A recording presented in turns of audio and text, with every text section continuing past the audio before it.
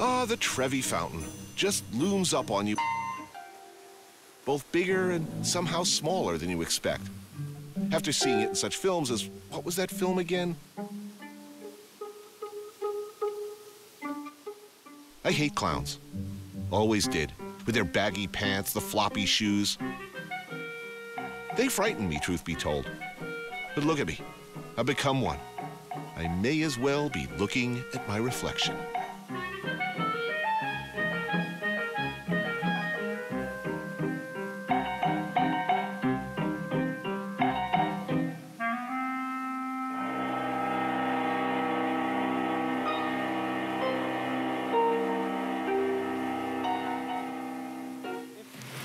Ciao, Tony.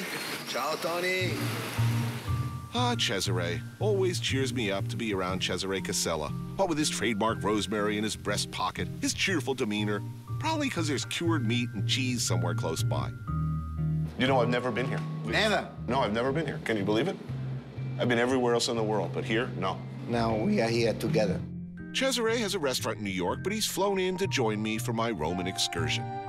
What do they say? See, what is it? See Rome and die? Is that the expression? No, wait to die. Right. See Rome. Where's he taking me again? What was the plan?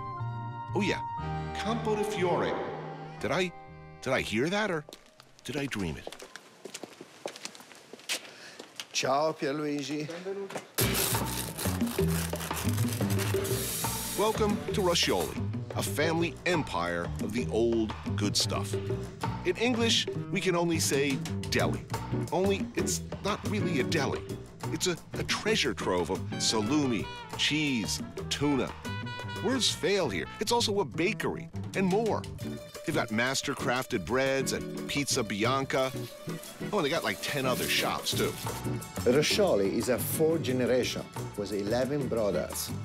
So in Rome, it's very easy to find bakery named Roscioli because all 11 brothers, they have an oven, they have a bakery. We joined this Roscioli, Pierluigi, in the back of his shop to try some of his old good stuff. Holy look at that fresh buffalo mozzarella. I've never in my life, never had anything like it. Look at how it separates along the fault line, so plump, so moist, so fresh. The bread, just listening to it makes your stand right up.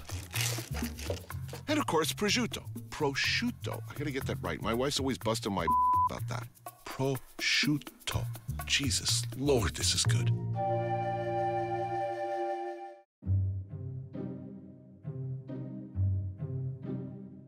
Parmigiano Reggiano, we'll open that wheel and we taste the cheese from the middle.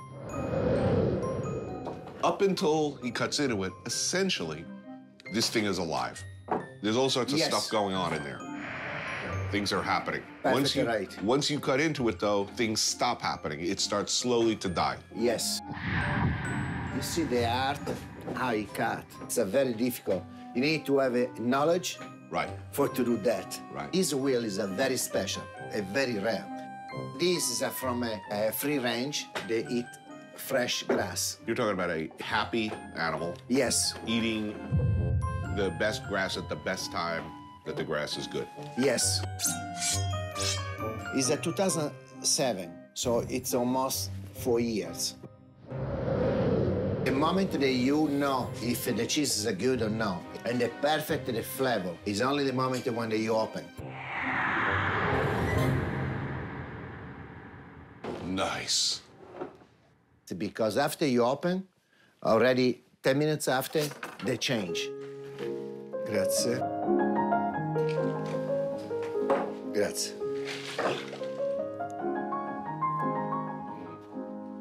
Nothing like it in the world. And you see these white points are fantastic. Because that coming from the fat. The cheese, you see, crumble. Because these are the 3 years and the good milk. Un po' comincerà a perdere aromi, profumi, anche una parte di grasso perché si asciugherà. Quindi nel momento in cui questa forma dirà com'è, è soltanto questo. That cheese, this wine, all of these things, these are living things. anything that's left over is slowly dying. Yes.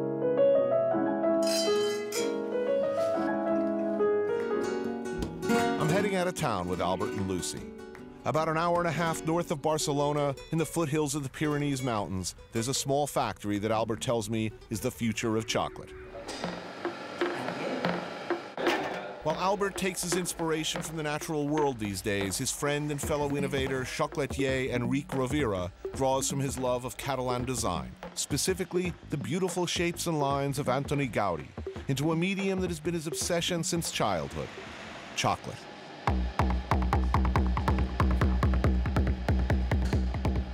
I just want to get this straight. He's running a line to a tank that we don't even see down underground. No, it's down below us. With 1,000 liters of chocolate. Of black chocolate, 70%. Enrique Rovira is probably the reigning king of what he calls artistic chocolate. And he's not overstating the case. Working with this sole ingredient, Rovira has moved chocolate from an artsy, craftsy folk art in the 50s to something else. Today, we're going to check out one of Enrique's signature creations. Esto es una capa, pero hay que hacer tres. So this is one layer, but we need to do 3. Artistic chocolate is the concept of a sculpture. It's a sculpture made of chocolate. Wow. Okay. What inspires him? A mí me gusta, hombre, me gusta mucho la arquitectura. He likes architecture a lot. La escultura moderna. Sculpture, modern sculpture. Y entonces, a mí me gusta un estilo más minimalista, más... He likes very minimalist and very clean style. Do people ask him just create something magnificent? You could total creative freedom to do what he wants? Or does he get an unusual request? Algo. Dentro de ese tema, pero otro estilo. His requests are normally, there's a theme. Might be somebody's 50th wedding anniversary, but develop it in his own style. Y siempre pensando que lo que hago es para comer. And always keeping in mind that in the end, you're going to eat this. It has to be eaten. So if Sylvester Stallone called and wanted a life-size sculpture of himself in a heroic pose in chocolate, he'd be calling the wrong guy? Sylvester Stallone. Sí. Y te pidiera, por favor, hazme una escultura. Yes. Pero, wrong number? Es posible, es posible. Rovira eggs have become an edible version of the Fabergé, beautifully and individually crafted and similarly pricey at around 50 euros each. And while these beautifully made eggs could stand alone as finished products, they're only halfway done.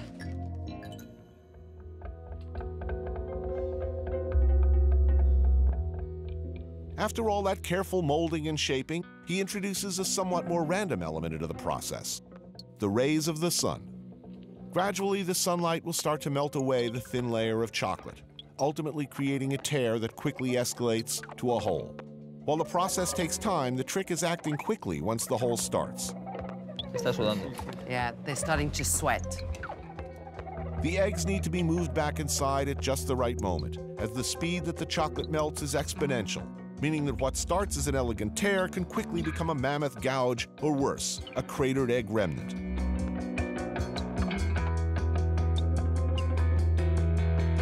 After a nice solid working over, our delicate chocolate friends are showing signs of solar fatigue.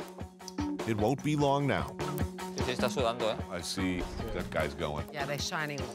Yo creo que es... Once that first hole forms, Enrique and the rest of the crew will have to act quickly, or else it'll be hours of work in vain. Mira, mira, mira, mira. Yeah. Yo he dicho, esta va. Aquí. They're going. Sí. Mira, mira, mira, mira. Al final este va el más rápido. Mira, mira. Uy. Whoa, here we go. Look at that. Hey, guys.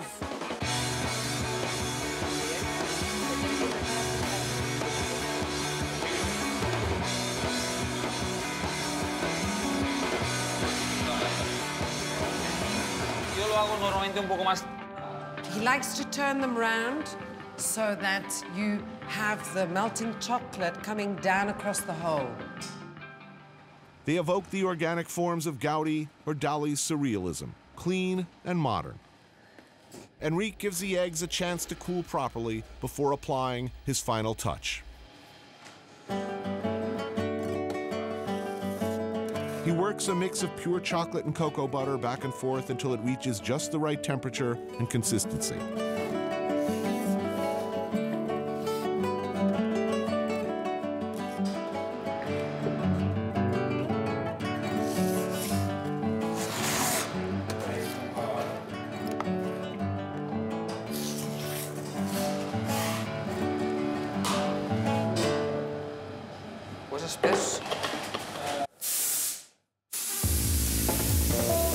The chocolate mix is then used to airbrush the eggs with a kind of chocolate primer.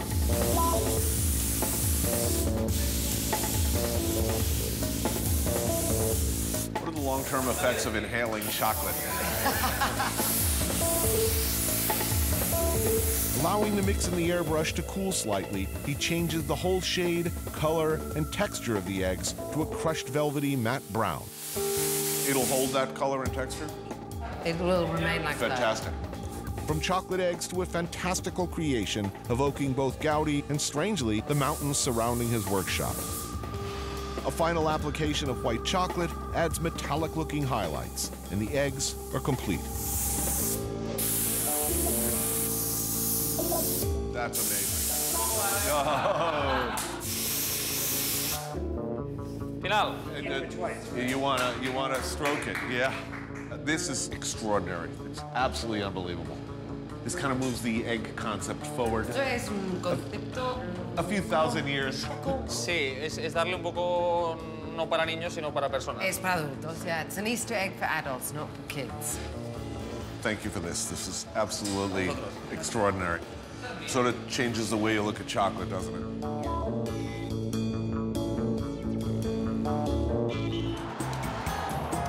A good-natured game of pétanque looms, hurling metal balls around a backyard.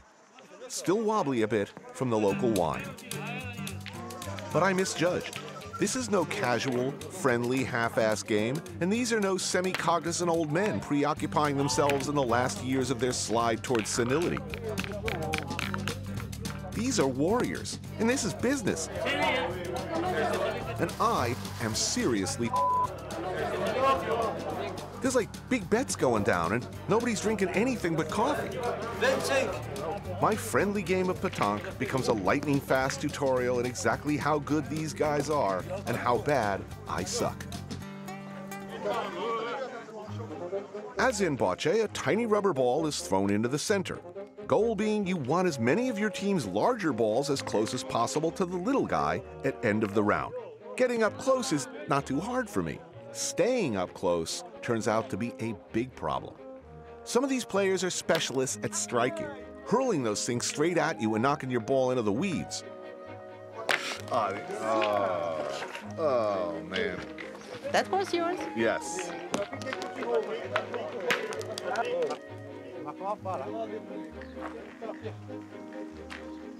Oh. Oh, come on. As soon as it began, it was over. My playmates suddenly gone to more serious pastures and more worthy contenders. No gloating, no trash talking, just here 1 minute and gone the next. I thought this was gonna be like a casual fun. And I go in the front room and they're all sitting around drinking coffee. They're not even drinking. I told you about that. You didn't believe me. Should have cut me off on the wine early. This is serious matter. All right. And that's why I didn't want you to be, what did you say? Humiliated? Would Yeah. that be the word? No, you want to be eaten at breakfast? Had for breakfast. At yes. for breakfast. I'm sorry to tell you they're playing for fun. With you. With me, they just sort of slapped me around a little bit and moved on to the big leagues. it- So basically, they pounded my hopes and dreams into the dust in 2 minutes and then moved on. Yeah. I'm alone. I'm standing here holding my balls again. That was like the fastest ass kicking in like the history of ass kicking. Over here, the real field of battle, the big money game, where steely-eyed titans of the airborne ball meet and match skills. Throw the balls, tally the points, turn around, and do it again.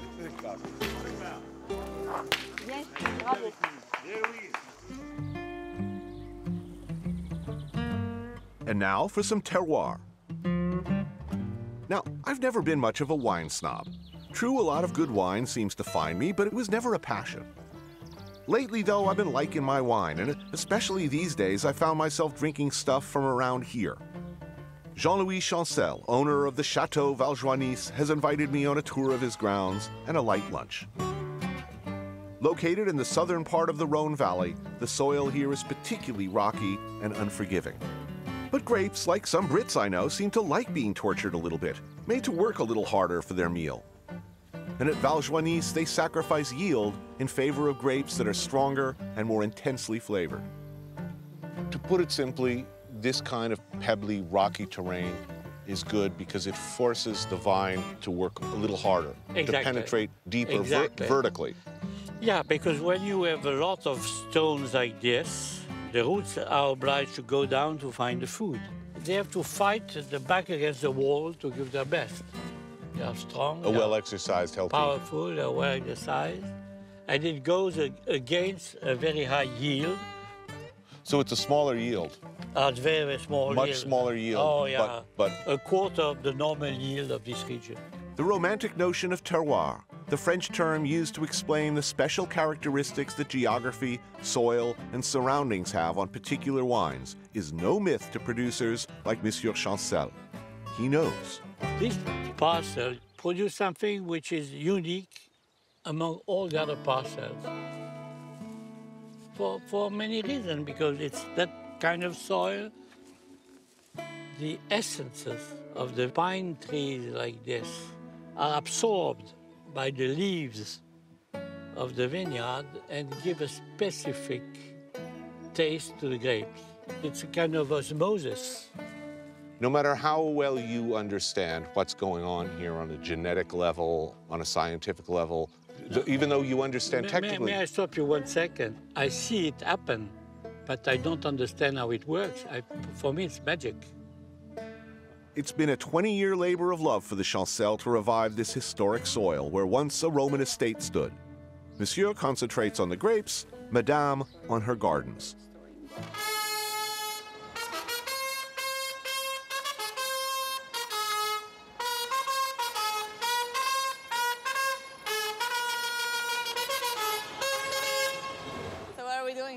I think it's a wedding scene.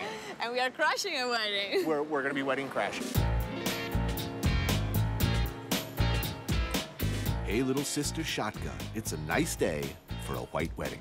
What Billy Idol, bard of the 80s, said then is just as true today. Oh, Billy, you were right about everything.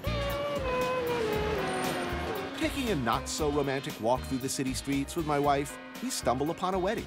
Naturally, my heart swelled with nostalgia for my own moment of sacred union. Ottavia, not so much. See, it's romantic, baby. Come on. Yeah, that's Naples, exactly in springtime, romance. Don't you feel it, the magic? The clothes alone are awesome. We may never find the source of the red sauce Nile here, but I think we've located the inspiration for much of the evening wear choices of the Real Housewives of New Jersey. I don't like weddings. That's why we eloped, and we didn't have a wedding. We didn't exactly elope either. We eloped to Center Street. Is that what you're talking about? Sort of oppressing. I wasn't even pregnant anymore. Right.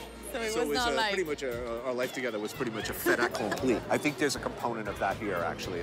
See, this is so nice, baby. We should have done this. Well, I'm not exactly a good Catholic. I do have the paperwork to suggest that I might be. Right. Yeah, we pretty much do not qualify. You're guilty of most all of the the major... capital sins. Right? I think all of them. And the venal sins? All of them. Yeah, me too. Have you ever had sex in the back of a limo? Yes. Me too. With you. Maybe you remember? No.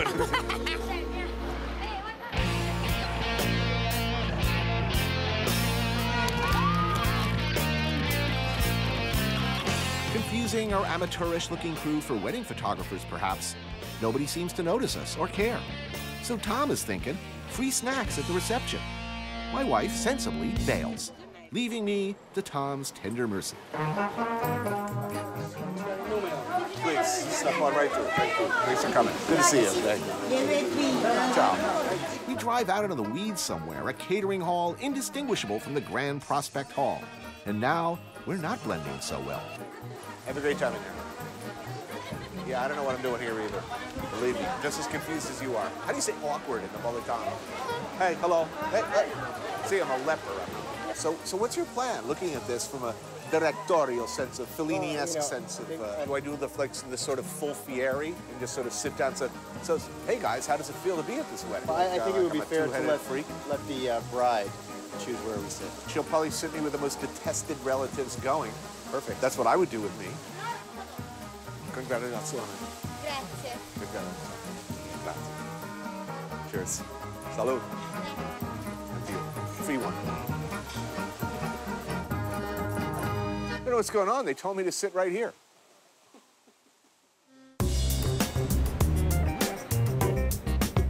The island of Zakynthos, known for its dramatic and dangerous coastline. Throughout the coastline, you'll find small beach coves only accessible by boat.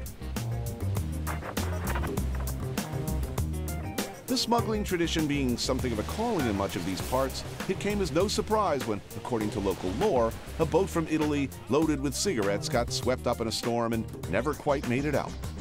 The surrounding community became lifelong fans of the smooth, cool taste of Laramie, and it has been known ever since as Shipwreck Beach. It's a favorite place for family picnics. So, we hired a family. And look, what an amazing yet cinematic coincidence. Among the members of this talented extended family are apparently a troupe of musicians. Can I have one meal on this island, by the way, without somebody in my face singing and dancing? All right, showtime, Tony. Pull yourself together. Be a professional. These very nice people are working their asses off for you. Show a little gratitude. And look, there's food. On the menu, grilled octopus and a specialty almost anywhere where people of modest means live by the sea. A fisherman's stew made of cheap, bony, but readily available fishes, tomatoes, and onion. The Italians have cioppino, the Portuguese zarzuela, the French bouillabaisse. There's one version or another of this kind of thing in every great cooking culture. And this is a good one. These are the sort of dishes that we love to be able to get away with serving in the restaurant. So I love this. This is a fantastic meal. Well, you can't cheat on a meal like this. This fish we're eating here was caught 3 hours ago. My champion of all things Greek, passionate, knowledgeable, and patient with my occasional outbreak of cynicism and unpleasantness. Poor Byron. I came to Greece with less than zero expectations. I found the seafood served in pristine condition, the lamb, couldn't be fresher, young. The cheese is unbelievable. I have to say, when you finally get here and get the best ingredients prepared without nonsense or pretense by people who care, it's really good. That's real good. Which prompts a question. Is traditional Greek cuisine going to change? See, part of the thing, I think, is that people always eat what they ate when they were kids. When you were growing up, what you ate is what you will always love. So what makes Greek food really, truly great is going to keep it the same? Sincerely, it's the freshness, it's the olive oil, it's the sea, and I think it's the whole atmosphere. Eating on this beach is not going to be the same as eating in a diner on 42nd Street. You know, there's no way you can compare the feeling.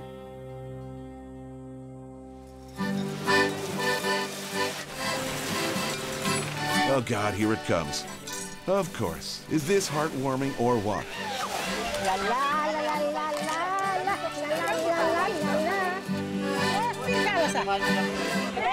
I was just finishing my food and suddenly a spontaneous bout of frolicking swept over the land. Frolic, damn you! Frolic like you've never frolicked before. Pick up the pace, Mom. Kids, keep up. What did the nice producer tell you? No dance, no money.